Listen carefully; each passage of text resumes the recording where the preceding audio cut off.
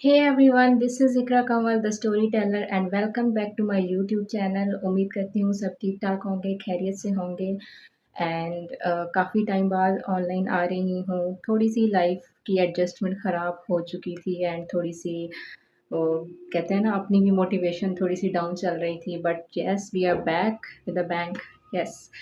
So, in today's video, we're gonna talk about how we can sit with our fears, how can we talk to our fears, and when can we overcome those fears.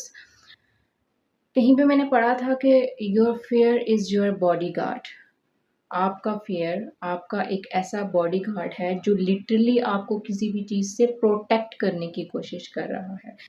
तो it's not something कि जिसके बारे में हम इस तरह से worried हो सकते हैं कि नो हम किसी चीज़ को लेके एंग्शियस हो रहे हैं, हम कोई चीज़ ट्राई करने जा रहे हैं, हमें बहुत ज़्यादा फ़ियर हो रहा है, तो व्हाट्स दैट, ये कहाँ से आ रहा है, हम में कॉन्फिडेंस नहीं है, हम पता नहीं क्या कर रहे हैं ऐसा जिसकी वजह से हमें ये हमारी जो इंटरनल फीलिंग्स हैं वो इस तरह से हैं. So it's not like that.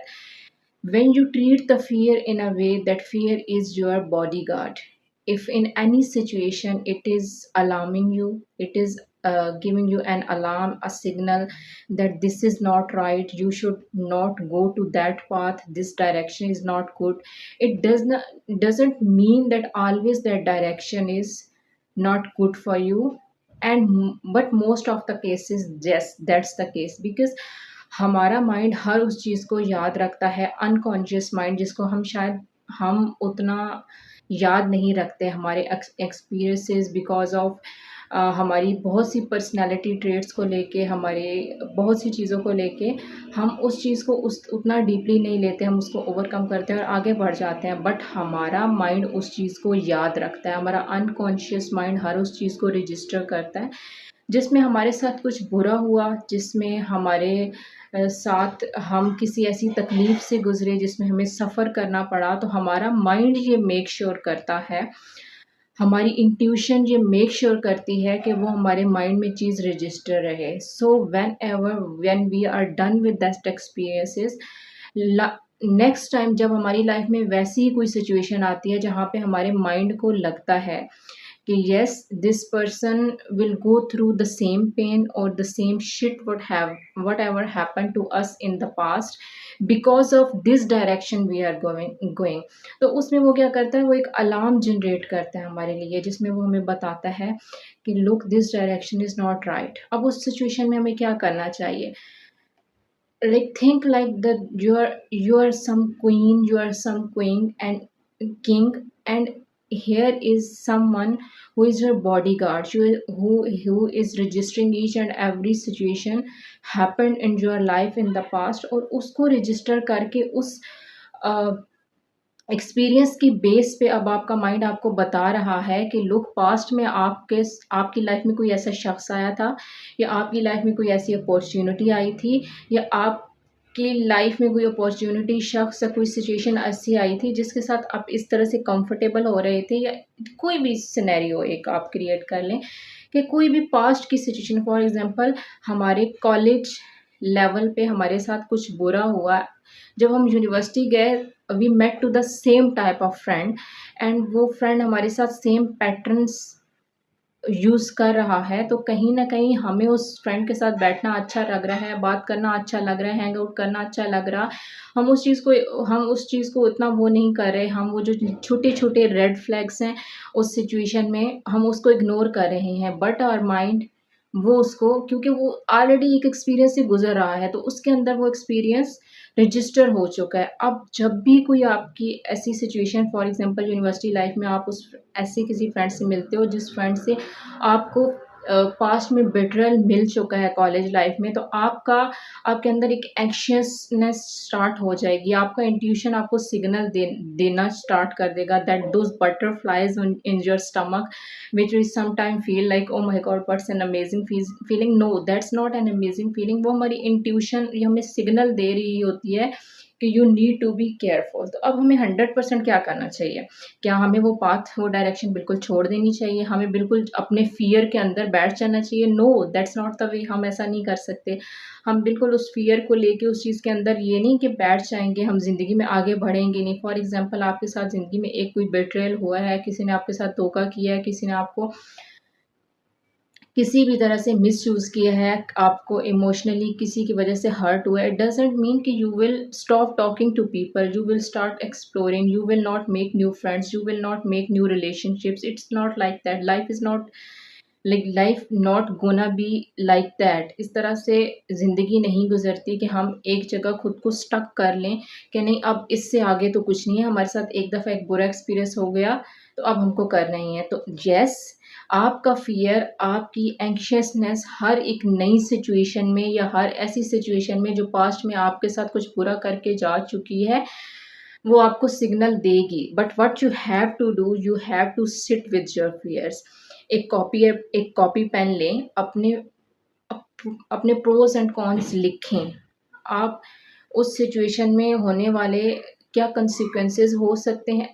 For example if there is a situation, आप एक डायरेक्शन में जा रहे हो और आपका उसको उस डायरेक्शन में जाने का बहुत मन है, आपको अच्छा लग रहा है, life is suddenly happy and you are feeling like oh my God, this is the life, like some peace in your mind and you are really enjoying the vibe with the person, with the situation, with the circumstances or whatever the situation is. But आपका mind आपको बार-बार signal दे रहा है कि no, this is not the good pattern, this person, this situation और something happening is in life will not have a good consequences। तो आपने क्या करना है, एक नोटबुक लें या अपने माइंड में बेशक इन चीज़ों को सोच लें, but if you are comfortable with the writing, this is the best way to solve your mental problems कि आप अपनी चीज़ों को लिखें। आप उस सिचुएशन में आपको रहना क्यों पसंद आ रहा है, आप और क्यों नहीं रहना चाहिए आपको। आप अपने फ़ियर के साथ, अपने माइंड के साथ मेडिटेशन करें, बात करें उससे कि हाँ भई, हाँ, हाँ, फ़ियर या मेरा माइंड आपको क्यों लग रहा है कि मुझे इस शख़्स के साथ नहीं होना चाहिए, मुझे इस सिचुएशन में नहीं होना चाहिए, मुझे इस अपॉर्च्युनिटी को गुड बाय कह देना चाहिए, आपको क्यों लग रहा है? जब आप अपने फ़ियर से, अपने इनर सेल्फ से बात करेंगे और आप उसके प्रोज़ एंड कॉन्स प्रॉपर लिखेंगे कि आपका क्यों दिल चाह रहा है कि आपको इस सिचुएशन में होना चाहिए और आपका जो माइंड है, आपका जो फ़ियर है, आपका जो एंग्ज़ियस स्टाइल है, वो आपको क्यों वार्न कर रहा है, आपको क्यों अलार्म कर रहा है कि नहीं आपको नहीं होना चाहिए। उन चीज़ों को लिखें and then made a decision. So this is the best way that you have to. जब हम फ़ियर से ना जस्ट एस्केप करने की कोशिश करते हैं कि no, no, no, no, no, हमारे माइंड में कोई चीज़ आ रही है, just need to shut up.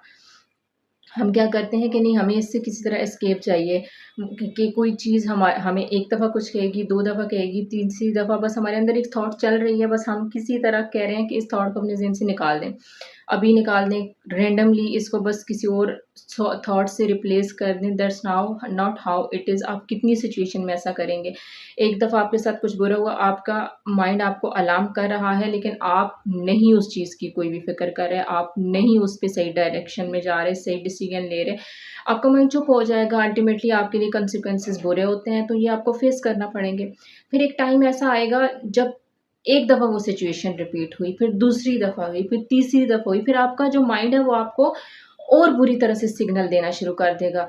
फिर आप क्या होगा, आपका मेंटल पीस फक्ड अप हो जाएगा। आप एक सिचुएशन में, आप एक डायरेक्शन में, आप एक पर्सन के साथ या आप एक वे में जाना चाह रहे हैं, but your mind is stopping you और now the signal is so strong कि आप एंग्जाइटी फील कर रहे हो, आप उस चीज़ को उस तरह से कंटिन्यू कर ही नहीं पा रहे। आपको एक मोमेंट अच्छा लग रहा है, आप इंजॉय कर रहे हो, आप टाइम को अच्छे से स्पेंड कर रहे हो, कुछ टाइम बाद व्हेन यू सिट बैक, आप जब अकेले होते हो तो आपके अंदर एक अजीब-सी बेचैनी, एक अजीब-सी एंग्ज़ायटी, आपको समझ नहीं आ रहा, but that is your inner self जो आपको इन्फॉर्म कर रहा है कि नहीं, नहीं, you need to listen to me, hey I am your bodyguard, you need to listen to me.